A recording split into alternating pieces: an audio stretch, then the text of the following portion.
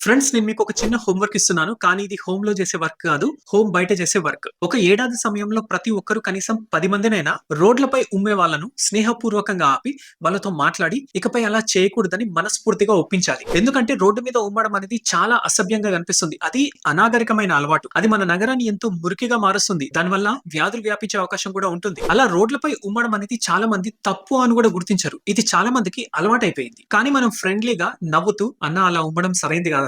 మనం మన సిటీని క్లీన్ గా ఉంచుకుందాం ప్లీజ్ అని ఇలా నొప్పించకుండా చెప్పగలిగితే వాళ్ళు ఖచ్చితంగా మారుతారు. తాము చేస్తుంది తప్పు అని తెలుసుకుంటారు. మన దేశంలో ప్రతిరోజు లక్షల మంది రోడ్ల మీద ఇంకా బస్ స్టాండ్లలో అలాగే రైల్వే స్టేషన్లలో ఉమ్ముతున్నారు. ఒక్కసారి ఆలోచించండి, ఎంతో అందంగా ఉండే మన భారతదేశాన్ని ఎంత వికారంగా మారుస్తున్నాము. కాబట్టి మనం ముందు శుభ్రతను పాటిస్తూ మిగతా వాళ్ళని పాటించేలా చేస్తే మన రోడ్లు, మన నగరాలు ఇంకా మన దేశం ప్రపంచంలోని క్లీన్లీనెస్ విషయంలో నెంబర్ 1 గా మారతాయి. కాబట్టి ఒక 10 మందిని ఎడ్యుకేట్ చేసే ఈ హోంవర్క్ పూర్తి చేసిన ప్రతి ఒక్కరూ దేశభక్తితో కూడిన బాధ్యత గల పౌరుడిగా పాస్ అయ్యారని చెప్పొచ్చు. మీరందరూ ఈ హోంవర్క్ తీసుకుంటారా? కామెంట్స్ లో అవును తీసుకుంటున్నానని రాయండి. దయచేసి నెగిటివ్ గా మాత్రం కామెంట్స్ రాయకండి. అది losers mentality. So be positive and together we make positive changes in the country. జై హింద్.